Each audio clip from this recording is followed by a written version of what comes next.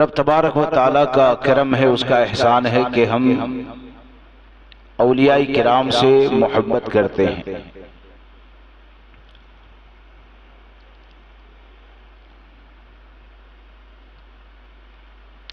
شہنشاہ سورت حضرت سرکار خواجہ دانا رحمت اللہ تعالی علیہ، جن کی بارگاہ میں ہم خراج عقیدت پیش کرنے کے لیے حاضر ہیں، تو آج کی محفل میں ہم کو یہ سمجھنا ہے کہ اولیاء کرام کا مقام اور مرتبہ کیا ہوتا ہے، ولی کسے کہا جاتا ہے، اور اللہ والوں سے ہماری نسبتیں دن بدن مضبوط ہو، اور نسبت اتنی مضبوط ہو جائے کہ ان کی نسبت ہمارے لیے قبر کی روشنی، میدان محشر میں نجات کا ذریعہ بن جائے۔ تو ان نسبتوں کو مضبوط کرنے کا راستہ کیا ہے اور کیسے ہم نسبتوں کو مضبوط کریں گے، یہ تین باتیں آپ کے سامنے عرض کروں گا کہ دیکھیے جو اللہ والا ہوتا ہے، اللہ تبارک و تعالی جسے اپنی بارگاہ میں محبوبیت عطا فرماتا ہے، آپ نے وہ حدیث مبارکہ کئی مرتبہ سنی ہوگی۔ اس حدیث مبارکہ کو اگر آدمی سمجھ لینا تو ہزاروں مسائل حل ہو جاتے ہیں۔ ولی کسے کہتے ہیں وہ بھی پتہ چل جاتا ہے، کرامت کسے کہا جاتا ہے وہ بھی پتہ چل جاتا ہے، جادو کسے کہا جاتا ہے وہ بھی پتہ چل جاتا ہے۔ اور وہ حدیث مبارکہ کون سی ہے؟ وہ حدیث مبارکہ یہ ہے، آپ نے بارہا سنی ہوگی کہ ایک روایت کے اندر آتا ہے کہ بندہ اللہ تبارک و تعالیٰ کی بارگاہ کا قرب یعنی نزدیکی کثرت نوافل کے ذریعے حاصل کرتا ہے۔ فرائض کی حفاظت تو ہے ہی، فرائض کے علاوہ وہ نوافل کو اتنی کثرت سے ادا کرتا ہے کہ وہ اللہ کی بارگاہ کا قرب حاصل کرتا ہے، تو اللہ اسے اپنی بارگاہ کا محبوب بنا لیتا ہے، اللہ اسے اپنی بارگاہ کا محبوب بنا لیتا ہے۔ اور جب اللہ تبارک و تعالی اس بندے کو چاہتا ہے تو حدیث میں آتا ہے کہ اللہ اس کے کان بن جاتا ہے جس سے وہ سنتا ہے، اللہ اس کی آنکھ بن جاتا ہے جس سے وہ دیکھتا ہے، اللہ اس کے ہاتھ بن جاتا ہے جس سے وہ پکڑتا ہے، اللہ اس کے پاؤں بن جاتا ہے جس سے وہ چلتا ہے۔ ہمارا عقیدہ یہ ہے اللہ تبارک و تعالی جسم و جسمانیات سے پاک ہے۔ اللہ کی ذات کے حوالے سے جو جسم کا عقیدہ رکھے وہ مسلمان نہیں بلکہ وہ کافر ہوتا ہے۔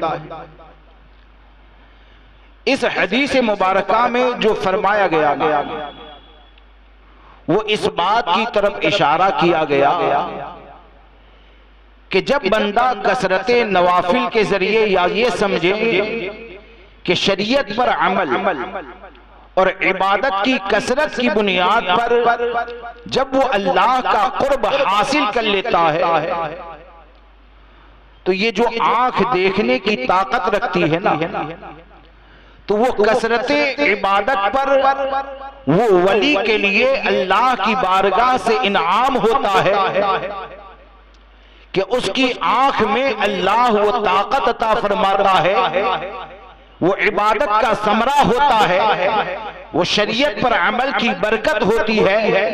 کہ آنکھ میں وہ طاقت عطا فرماتا ہے کہ وہ دور کا بھی دیکھ لیا کرتا ہے۔ مثال کے طور پر حضرت سرکار سیدنا غوث اعظم رضی اللہ تبارک و تعالی کہ آپ کی کثرت عبادت کا یہ معاملہ کہ 40 سال تک عشاء کے وضو سے آپ فجر کی نماز ادا فرماتے ہیں، آپ کی عبادت کا یہ معاملہ کہ 15 سال آپ نے ایسے گزارے کہ ایک پاؤں پر کھڑے رہ کر رات میں ایک قرآن مقدس کو ختم کرتے ہیں۔ اب غوث اعظم رضی اللہ تبارک و تعالیٰ کے حوالے سے لوگوں کے ذہن میں اگر سوال آ جائے کہ غوث اعظم رضی اللہ تبارک و تعالیٰ نے یہ فرمایا کہ نظر تو الی بلاد اللہ جمعن کا خردلۃ علی حکم اتصالی، کہ غوث اعظم کی نظر یہ اللہ تبارک و تعالیٰ کے تمام شہروں کو ایسے ہی دیکھتی ہے جیسے کہ کوئی اپنے ہاتھ کی ہتھیلی میں رائی کے دانے کو دیکھا کرتا ہے۔ تو تعجب لوگوں کو کیا ہوتا ہے کہ بعض لوگ اپنی گمراہیت یا جہالت کی بنیاد پر یہ سوچتے ہیں کہ ہم تو یہاں پر بیٹھ کر دیکھ نہیں پاتے ہیں، لیکن غوث اعظم اللہ کے تمام شہروں کو دیکھ لیا کرتے ہیں۔ تو دیکھ لیا کیوں کرتے ہیں؟ اس حدیث مبارکہ میں فرمایا گیا کہ کثرت نوافل کے ذریعے اللہ تبارک و تعالیٰ کی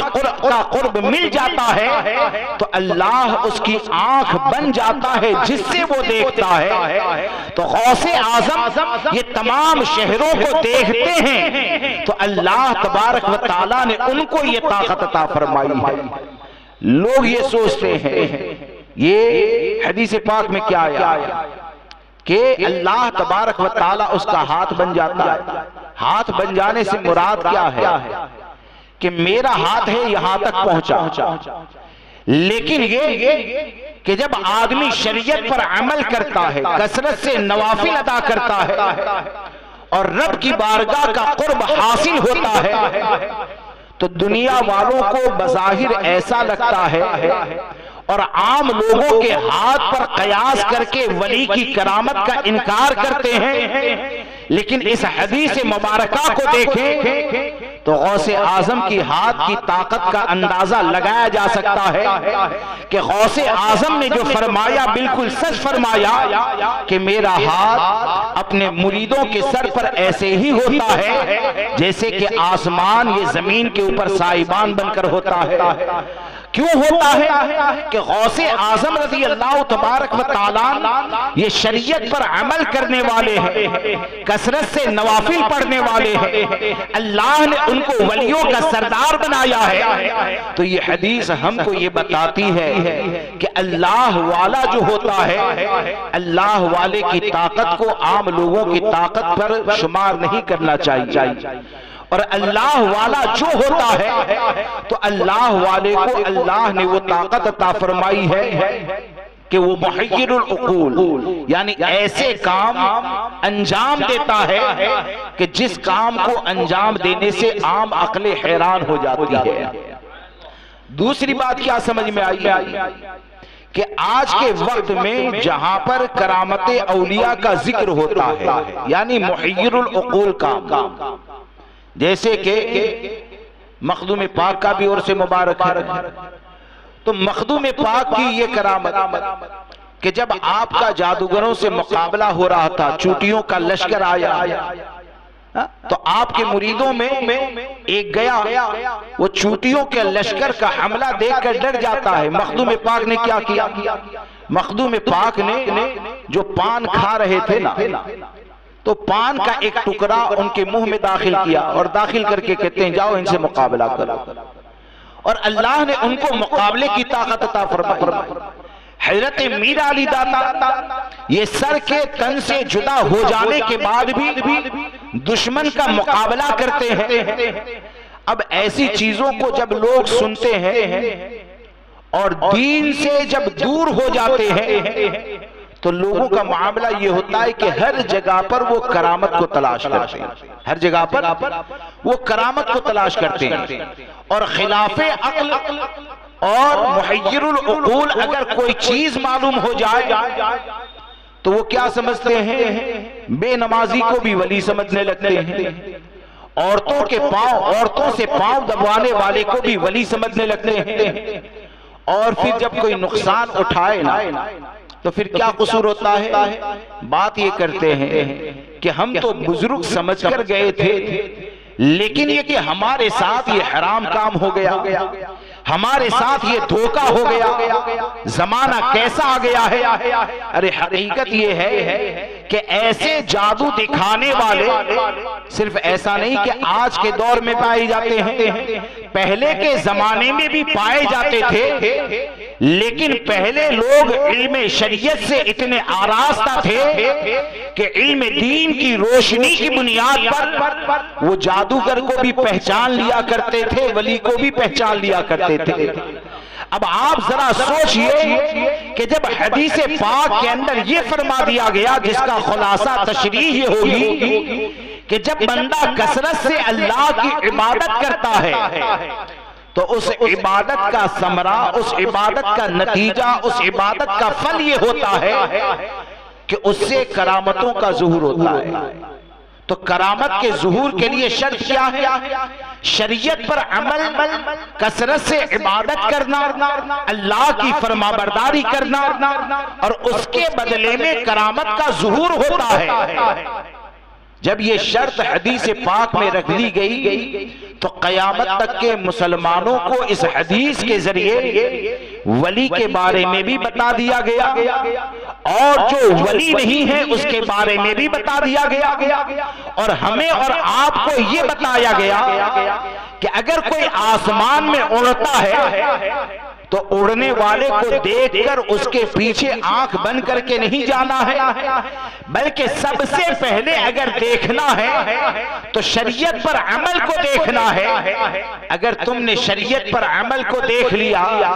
جیسے کہ ماضی قریب میں ہم دیکھتے ہیں کہ ہمارے تاج الشریعہ علیہ رحمت و رضوان کہ جن کی ہم کرامت کا اگر ذکر کرتے ہیں تو حضور تاج الشریعہ کی زندگی اور شریعت مطہرہ پر آپ کا عمل کرنا یہ اس بات کی دلیل ہے کہ تاج الشریعہ اپنی زبان سے جو فرما دے اور ہو جاتا ہے تو یہ تاج الشریعہ کا شریعت پر عمل کی برکتوں کا اظہار ہے، تاج الشریعہ کا شریعت پر عمل کرنے کا نتیجہ ہے۔ لیکن آج لوگوں کا حال عجیب ہو گیا کہ لوگ طرح طرح کے حرام کام کو دیکھنے کے بعد بھی معاذ اللہ کن کو ولی سمجھنے لگتے ہیں، یعنی ہاتھوں کے اندر کڑے پہنے ہیں، ولی سمجھ لیا۔ اگر کوئی ایسی بات دیکھ لی، گلاب نکل آیا، ولی سمجھ لیا، اور پھر کیا کہتے ہیں اب کہاں پر جائیں، کہاں پر جانا ہے؟ شریعت مطہرہ کا علم حاصل کریں تو شریعت وہ روشنی ہے جو آپ کو متقیوں سے قریب بھی کر دے گی اور جادوگروں سے دور بھی کر دے گی۔ کیا آپ نہیں جانتے ہیں سرکار غریب نواز رضی اللہ تبارک و تعالی یہ ہندوستان کی سرزمین پر آئے تو یہ سراپا کرامت بن کر آئے۔ سرکار غریب نواز یہ ایسی ذات ہے، تو کیا غریب نواز رضی اللہ تبارک و تعالی کی بارگاہ میں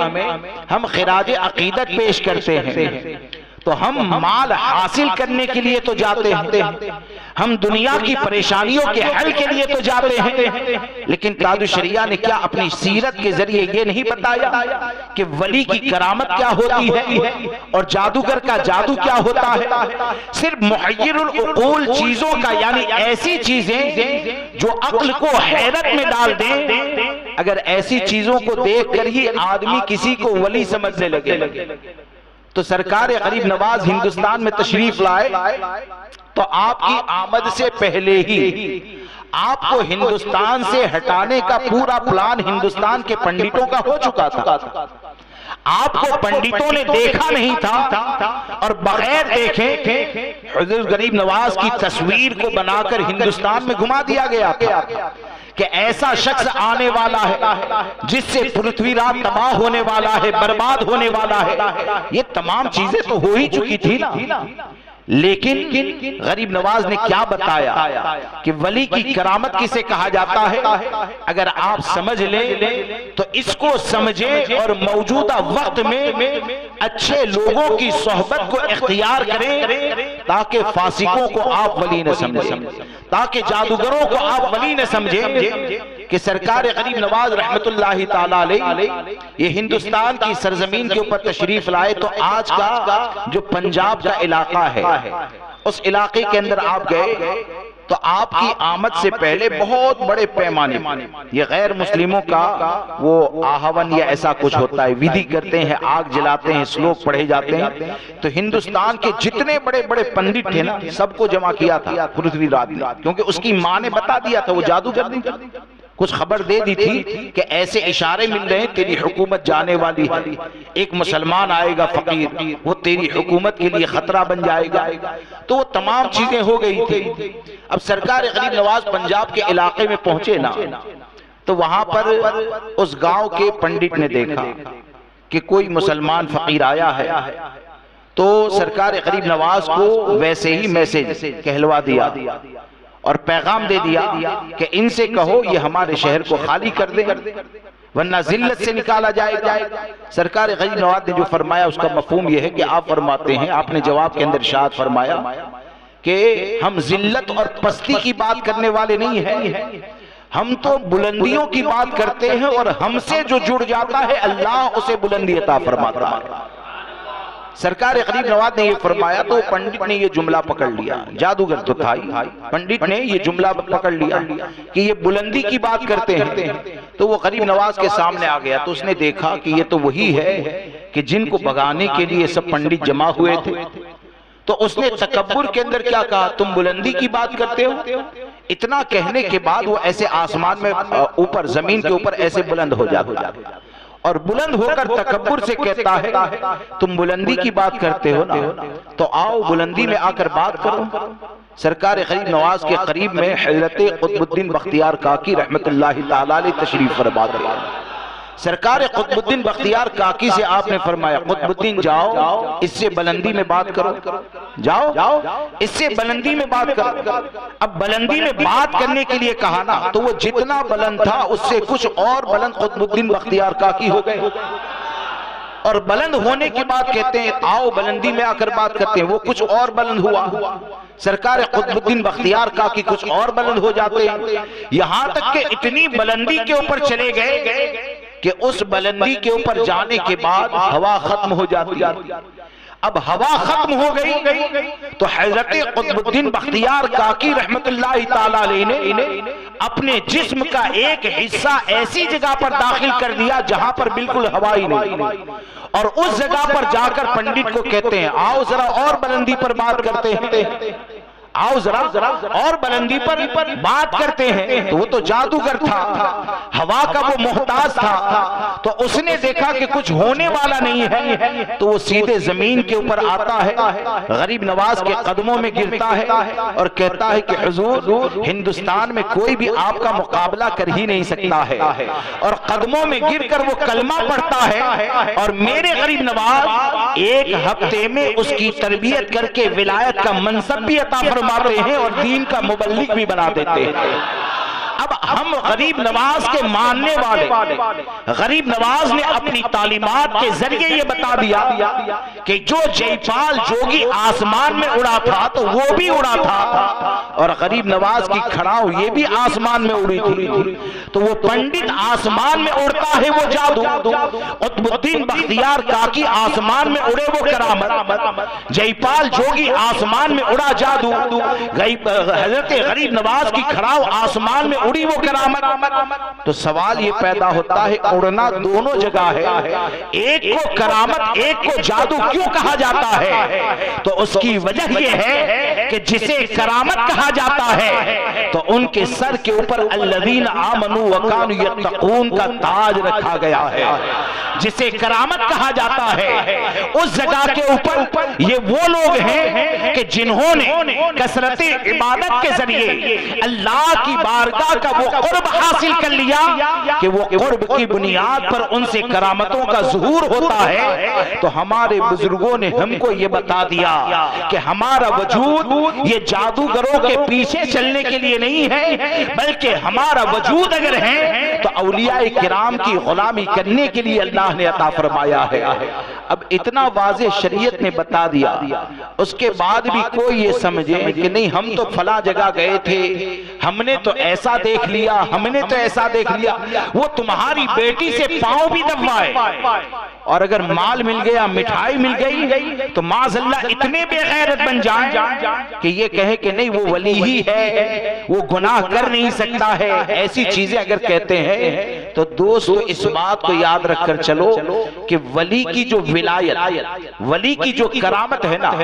تو ولی کی کرامت یہ اس کے حق میں کرامت ہے، اور جس نبی کی امت سے وہ تعلق رکھنے والا ہے اس نبی کا وہ معجزہ ہے۔ ولی کی کرامت جس نبی کی امت سے وہ تعلق رکھتا ہے اس نبی کا معجزہ ہے۔ اب یہاں سے علماء کرام کیا فرماتے ہیں؟ آدمی ولی بنتا ہی اس وقت ہے جب اس نبی کا فیضان اس کے اوپر جاری ہوتا ہے، اس نبی کا فیضان اس کے اوپر جاری ہوتا ہے۔ تو اس سے یہ سمجھ میں آ گیا کہ جتنے بھی اولیاء کرام ہیں وہ شریعت مصطفیٰ صلی اللہ تعالیٰ علیہ وسلم کی حفاظت کرنے والے ہیں، شریعت مطہرہ کے پابند ہیں،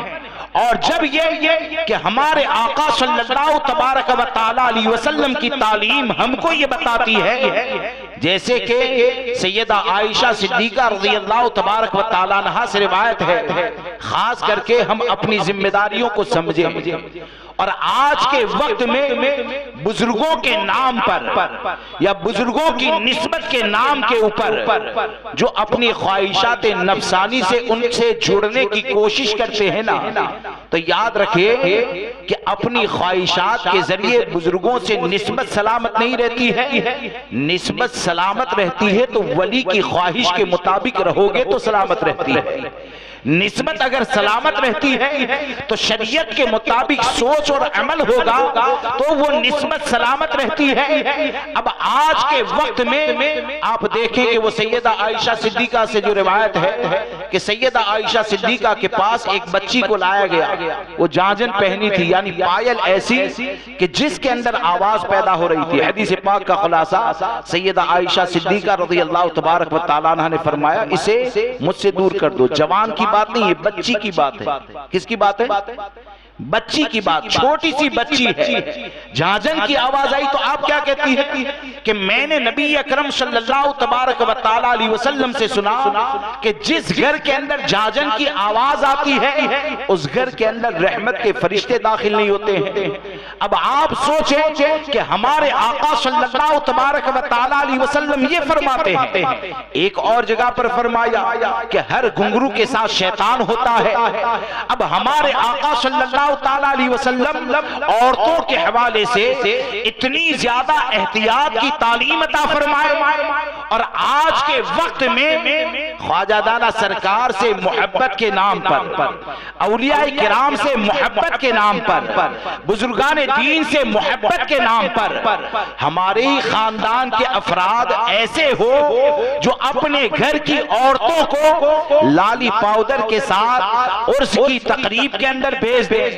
اور ایسی بھیڑ کے اندر بھیج دے جہاں پر تمہاری نوجوان بچی کی عزت سلامت نہیں،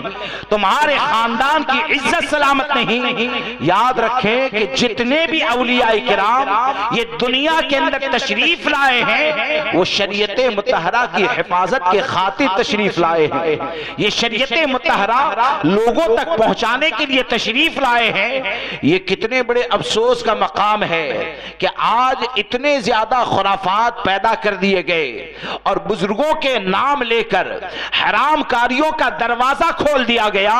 اور ہماری یہ جہالت کا نتیجہ ہے کہ ہم دین سے اتنے زیادہ دور ہو گئے کہ جس مجاور کو ہم اس حال میں دیکھیں کہ یہ عورت اور لڑکی کی پیٹھ کے اوپر ہاتھ رکھتا ہے، جس مجاور کو اس حالت میں دیکھیں کہ یہ داڑھی مڈوانے والا ہے، جس مجاور کے ساتھ ہم یہ دیکھیں کہ نماز کا پورا وقت گزر گیا لیکن یہ نماز کو ادا کرنے والا نہیں ہے، لیکن یہ کہ اسے خادم کہا جاتا ہے، تو ہمارا کمزور ایمان کیا اتنا زیادہ ہو گیا کہ ہم معاذ اللہ یہ سمجھیں کہ ولی کی بارگاہ میں وہ پھول ڈالے گا تو قبول کیا جائے گا؟ کیا ہمارا ایمان اتنا کمزور ہو گیا کہ وہ ہمارے لیے دعا کرے گا تو ہماری دعاؤں کو قبول کیا جائے گا؟ ارے تم چہرے پہ سنت مصطفیٰ سجانے والے ہو تو جو سنتوں کی حفاظت کرنے والا ہے، تو سنتوں کی حفاظت کرنے والے کے حوالے سے ہمارے آقا نے جب یہ فرما دیا کہ من احب سنتی فقد احبنی ومن احبنی کان معی فی الجنہ، کہ جس نے میری سنت سے محبت کی گویا کہ اس نے مجھ سے محبت کی، اور جس نے مجھ سے محبت کی اسے جنت میں میرے ساتھ داخل کیا جائے گا۔ اب آپ سوچیں کہ جس ولی کی بارگاہ میں آپ جاتے ہیں، ولی کو ولایت بھی ملتی ہے تو نسبت مصطفیٰ کی بنیاد پر ملتی ہے، حضور کے فیضان کی بنیاد پر جب ولایت دی جاتی ہے، اور یہی ہمارا عقیدہ ہے۔ تو آپ ذرا سوچیں کہ حضور صلی اللہ تعالی علیہ وسلم یہ فرمائے کہ جس نے سنت سے محبت کی اس نے مجھ سے محبت کی۔ اب جب حضور یہ سند عطا فرما دیں تو کیا مزار اولیاء میں داڑھی لے کر جاؤ گے تو بزرگان دین تو اسے ہی پسند کریں گے جسے حضور نے پسند کیا ہے؟ بزرگان دین کی بارگاہ میں تو اسی کا مقام اور مرتبہ ہوگا جو حضور کی بارگاہ میں عزت رکھتا ہے، حضور کے فرمان پر چلنے والا ہے۔ تو ہم کو یہ یاد رکھنا چاہیے کہ ولیوں تک ہم اپنی بات کو پہنچانے میں کسی مجاور، کسی گستاخ صحابہ، کسی رافضی زدہ کے محتاج نہیں ہیں، بلکہ ہم اگر بزرگوں کی بارگاہ میں اپنی نسبت کی حفاظت کرنا چاہتے ہیں تو تمام اولیاء کرام یہ سختی سے شریعت پر عمل کرنے والے ہیں، وہ کثرت سے نیکی کرنے والے ہیں۔ تو ہم کو یہ چاہیے کہ ہم اپنی نسبت کو جوڑیں، تو اس طور پر جوڑیں کہ آپ مزار کے اندر داخل ہو تو آپ کا کردار ایسا ہونا چاہیے کہ آپ یہ سوچیں کہ حضور آپ نے ہم کو پوری زندگی گناہوں سے بچنے کے بارے میں تعلیم دی، آج آپ کی بارگاہ میں آیا ہوں تو حرام کاموں سے پرہیز کر کے آیا ہوں۔ آپ بزرگوں کی بارگاہ میں داخل ہو، داڑھی رکھ کر داخل ہو، اور آپ ان کی بارگاہ میں عرض کریں تو دل کے اندر تصور یہ کریں کہ حضور آپ مصطفیٰ کریم کی سنتوں کو زندہ کرنے والے ہیں، آپ ان کی سنتوں کو پھیلانے والے ہیں۔ میں آپ کا ایسا غلام ہوں کہ آپ کے نقش قدم کے اوپر چلنے کی کوشش کرنے والا ہوں۔ یقین جانیں جیسے جیسے آپ بزرگوں کے کردار سے عملی طور پر محبت کرنے لگیں گے، قسم خدا کی یہ آپ کو اتنا عطا فرمائیں گے کہ یہاں پر بھی کامیاب ہو جاؤ گے اور ان کے صدقے میں میدان محشر میں بھی کامیاب کر دیے جاؤ گے۔ اور اگر یہ نہ ہوا، اور اگر یہ نہ ہوا اور خواہشات نفسانی کو عرس مان لیا گیا، اور اگر یہ نہ ہوا اور خواہشات نفسانی کی پیروی کرنے کو اولیاء کرام سے محبت مان لیا گیا، یہ خواہشات نفسانی کی پیروی نہیں تو کیا ہے؟ لالی پاؤڈر کے ساتھ لڑکیوں کو بازار میں نکال دینا، اور ایسے نکال دینا ڈھول تاشے بج رہے ہیں، 14-15 سال کے لڑکے ڈانس کر رہے ہیں، عشاء کی نماز پڑھیں یا نہیں پڑھیں اس کے بارے میں فکر نہیں ہے۔ ولیوں نے ہم کو جو تعلیم دی ہے وہ تعلیم کیا ہے؟ ڈھول تاشے بجا کر جاؤ گے تو تمہاری حاضری کو قبول کر لیا جائے گا، گھر میں عورتوں کو آزاد چھوڑ دو گے، اور لوگ نہ جانے کتنے نوجوان معاذ اللہ رب العالمین اس میں لڑکیوں سے تعلق قائم کرنے کے لیے آتے ہیں، تو کیا تم کو بزرگوں کا فیضان حاصل ہو جائے گا؟ ارے تمہاری زبان اور تمہاری عرض کو قبول کروانا چاہتے ہیں۔ تو میں آپ کو بتاؤں ولیوں نے کیا سوچ عطا فرمائی۔ حضرت نظام الدین اولیاء رحمت اللہ تعالی علیہ، انہوں نے فوائد الفوائد شریف کے اندر ایک بات کو تحریر فرمایا، اور یہ حضرت نظام الدین اولیاء کون ہیں؟ حضرت نظام الدین اولیاء کون ہیں کہ جن کا معاملہ یہ کہ جن کے وصال سے کئی دن پہلے ہمارے آقا نے خواب میں بشارت دی، نظام الدین میں تم سے ملنا چاہتا ہوں، تمہاری زیارت کی میری تمنا ہے، مشتاق ہوں۔ حضرت نظام الدین اولیاء نے 40 دن تک کھانا بند کر دیا، کھانا پینا مکمل بند۔ لوگوں نے عرض کیا حضور کچھ تو کھا لیں، کچھ تو کھا لیں، تو آپ فرماتے ہیں کہ جو نبی اکرم صلی اللہ تعالیٰ علیہ وسلم کے دیدار کا مشتاق ہو اسے کھانا خوشگوار کیسے لگ سکتا ہے؟ وہ حضرت نظام الدین اولیاء انہوں نے کیا فرمایا؟ اور یہ جو ڈھول تاشے بجانے والے، یہ عورتوں کی بھیڑ کو جمع کرنے والے، یہ کیا کرتے ہیں؟ یہ اصل میں ہماری ذمہ داری ہے کہ ہم اپنے خاندان کی عیز و اقربا کی حفاظت کریں اور دوسرے لوگوں کی بھی حفاظت کریں، اور عرس کا مقصد سمجھائیں کہ عرس کا مقصد یہ ہے کہ ان کے ذکر کو سنا جائے، ان کی بارگاہ میں ایصال ثواب کیا جائے، اور ہمارا دل جو مردہ ہو چکا ہے تو ان کے ذکر سے، ان کی تعلیمات سے اپنے مردہ دلوں کو زندہ کرنا، یہ عرس کا مقصد ہوتا ہے، یہ اولیاء کرام سے نسبت کا فائدہ ہوتا ہے۔ اب یہاں پر معاملہ کیا ہے کہ معاملہ یہ ہوتا ہے کہ ڈھول تاشے پوری رات بجائے جائے، اس کے اوپر ڈانس بھی کیا جائے، اس کا استقبال بھی کیا جائے، اور نہ جانے ان کو کیا کیا نام دے دیا جاتا ہے۔ ان سے پوچھیں عصر کی نماز پڑھیں، ارے ایسے سردرد بن جاتے ہیں کہ ڈھول جس علاقے سے نکلتے ہیں اور جس علاقے کے اندر نماز کی پابندی کرنے والے لوگ ہوتے ہیں ان کے لیے ایک پریشانی ہو جاتی کہ فجر میں اٹھ پائے گا یا نہیں اٹھ پائے گا، اس کے لیے پریشانی ہو جاتی ہے۔ حضرت نظام الدین اولیاء رحمت اللہ تعالی علیہ نے ایک پیاری بات ارشاد فرمائی، یعنی ہم سب چاہتے ہیں نا کہ حضور خواجہ دانا کی بارگاہ میں جب بھی جائیں تو ہماری سن لے، سنتے تو ہے ہی لیکن سن کر وہ ہمارے لیے دعا فرما دے، سن کر وہ ہمارے لیے نظر کرم فرما دے۔ یہ تو اتنے بڑے ہیں کہ میرا ایمان یقین یہ ہے کہ ہم ان کی بارگاہ میں جا کر سوال کرتے ہیں نا، اچھے تصور کے ساتھ اگر سلام کریں جا کر تو میرا تو یقین یہ ہے کہ ایک بار آپ السلام علیکم کہے اور ہم کو اگر اللہ کرے ہمیشہ جواب عنایت فرمائے، لیکن ایک بار بھی ہمارے کردار و عمل کی بنیاد پر، ان کی غلامی کی بنیاد پر، یہ اتنے بڑے لوگ ہیں کہ ایک بار بھی وعلیکم السلام اگر ہم کو کہہ دیں تو ہماری دونوں جہاں کی سلامتی کی سند ہے، ہماری دونوں جہاں کی سلامتی کی سند ہے۔ تو ہم خواجہ دانا رحمت اللہ تعالی علیہ سے محبت کرنے والے، اور ہم یہ سمجھتے ہیں کہ یہ ہمارے شہنشاہ ہے اور شہنشاہ کے ذریعے رعایا کا گزارا ہوتا ہے، تو شہنشاہ سے انعام اگر حاصل کرنا ہے تو بادشاہ کی فرما برداری کرو، انعام ملے گا، اور نافرمانی کرو گے تو بادشاہ سزا بھی دیا کرتا ہے۔ بادشاہ کا کام جہاں پر انعام دینا ہے وہیں پر سزا دینا بھی تو ہوتا ہے۔ اب آپ سوچیں کہ حضرت نظام الدین اولیاء، ہم یہ چاہتے ہیں ہم جائیں ہماری عرضی کو قبول کر لیا جائے، تو قبول کیسے ہوگی؟ حضرت نظام الدین اولیاء فرماتے ہیں کہ لاہور کی سرزمین کے اوپر ایک خطیب تھے، اور ان کی خطابت کا معاملہ یہ تھا کہ اللہ تبارک و تعالیٰ نے ان کی زبان میں تاثیر عطا فرمائی تھی، ایسی تاثیر کہ وہ نصیحت کرتے لوگوں کی زندگی بدل جاتی۔ ایک مرتبہ ایسا ہوا کہ وہ حج کے لیے گئے، حج کر کے واپس تشریف لائے نا تو معاملہ یہ ہوا کہ زبان کی تاثیر ختم ہو چکی ہے، اب ان کے واعظ میں وہ تاثیر نہیں رہی، اور تاثیر جانے کی وجہ کیا ہے؟ حضرت نظام الدین اولیاء فرماتے ہیں کہ وہ خود خطیب نے اقرار کیا کہ اصل میں حج کے دوران 2 وقت ایسے گزر گئے کہ نماز کا وقت نکل گیا اور میری نماز قضا ہو گئی، یعنی 2 وقت کی نماز قضا ہو جائے تو زبان میں سے تاثیر کو ختم کر دیا جاتا ہے۔ تاثیر دینے والی ذات کون ہے؟ اللہ کی۔ تاثیر دینے والی ذات کون ہے؟ اللہ کی۔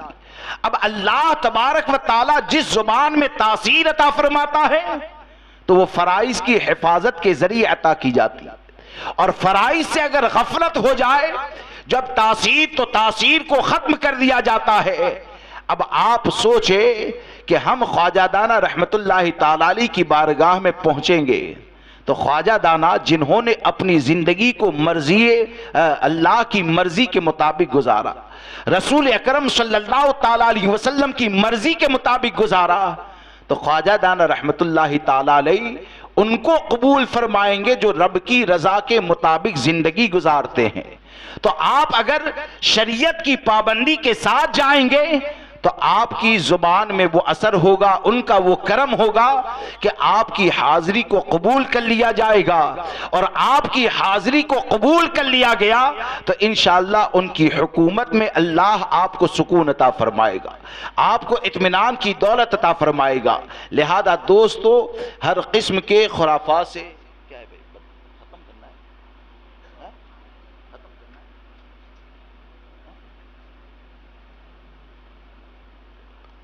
درود شریف پڑھ لیجیے۔ اللہم صلی علی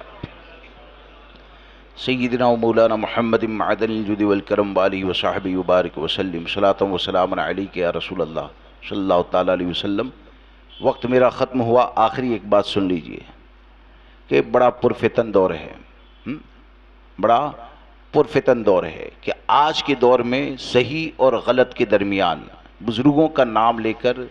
ایسا محسوس ہوتا ہے کہ ایک مشن چلا ہے کہ بزرگوں کی تعلیمات کو مٹایا جائے، یعنی بزرگوں کا نام لیا جاتا ہے، خواجہ دانا سرکار کا نام لیا جاتا ہے، اور ایسے جلوس بھی آتے ہیں کہ جن کا مجاز یہ ہے کہ حضرت امیر معاویہ کے گستاخ ہوتے ہیں۔ ہاں، خواجہ دانا کا نعرہ ہوتا ہے، اہل سنت و جماعت کا لیبل ہوتا ہے، ایسے جلوس کرنے والے بھی پائے جاتے ہیں کہ خواجہ دانا کے نام پر، بزرگوں کے نام کے اوپر لنگر کھلائیں گے، لیکن لنگر کھلانے والا رابضی کا استقبال بھی کرنے والا ہوتا ہے۔ ایسا پرفتن دور ہے۔ اب ایسے پرفتن دور میں آپ کو سچا خواجہ دانا والا، سچی اولیاء کرام سے محبت کرنے والا، یا جس کی تعلیمات کے اوپر عمل کریں گے تو ان کی تعلیمات پر عمل کرنے سے تمام صحابہ، اہل بیت، اولیاء کرام سے جوڑنے والا کون ہے؟ تو دوستو، حقیقت یہی ہے کہ تمام بزرگوں سے جوڑنے والی ذات کو امام احمد رضا کہا جاتا ہے۔ یعنی صرف آپ جلوس کو نہ دیکھیں، صرف نام کو نہ دیکھیں، بلکہ اس نام کے ساتھ آپ کو یہ ضرور دیکھنا ہے کہ امام احمد رضا نے جو مال عطا فرمایا، امام احمد رضا نے جو تعلیم عطا فرمائی، اس جلوس کے ساتھ وہ تعلیم ہے کہ نہیں، اور امام احمد رضا کی بارگاہ سے عطا کردہ نعمت یا امام احمد رضا کی بارگاہ سے عطا کردہ تعلیم یہ کوئی نئی تعلیم نہیں ہے۔ امام احمد رضا نے ہزاروں کتابیں لکھ کر یہ بتا دیا کہ امام احمد رضا کی فکر نئی فکر نہیں ہے، بلکہ امام احمد رضا یہ فتنوں کی حفاظت کے لیے، فتنوں سے حفاظت کے لیے ایسا مضبوط قلعہ ہے کہ اس قلعے میں آ جاؤ تو نیا کچھ بھی نہیں ہے، لیکن 1400 سال کا وہ عشق ان کے پاس ہے کہ آپ خود ہی فرماتے ہیں کہ تیرے غلاموں کا نقش قدم ہے راہ خدا، وہ کیا بہک سکے جو یہ سراغ لے کے چلے۔ اس لیے اعلیٰ حضرت سرکار سے جڑے، جماعت رضائے مصطفیٰ سے جڑے، اپنے چہرے پر سنت مصطفیٰ سجائیں، نماز کی پابندی کریں، بد مذہبوں سے دور رہے۔ داڑھی رکھیں گے، اگر کچھ سمجھ میں آئے تو خواجہ دانا کے نام پر کون کون داڑھی رکھے گا؟ ماشاءاللہ، ہاتھ اٹھائے، ارے بھائی ہم تو نیکی کی نیت کر رہے ہیں نا، سبحان اللہ۔ اور پیچھے کون لوگ ہیں؟ باہر کوئی ہے کہ نہیں؟ رب تبارک و تعالی مجھے، آپ کو، سب کو سرکار خواجہ دانا کی حکومت میں سکون، اطمینان اور امن و امان، ایمان کی حفاظت کے ساتھ زندگی گزارنے کی توفیق عطا فرمائے، اور ان کی غلامی میں ہمیں، ہماری نسلوں کو موت نصیب فرمائے۔ بولنے میں جانے انجانے کوئی غلطی ہو گئی ہو تو آپ سب کو گواہ بنا کر دل کی گہرائی سے توبہ کرتا ہوں۔ استغفر اللہ رب من کل ذنب واتوب الیہ، لا الہ الا اللہ محمد رسول اللہ صلی اللہ تعالی علیہ وسلم۔ السلام علیکم۔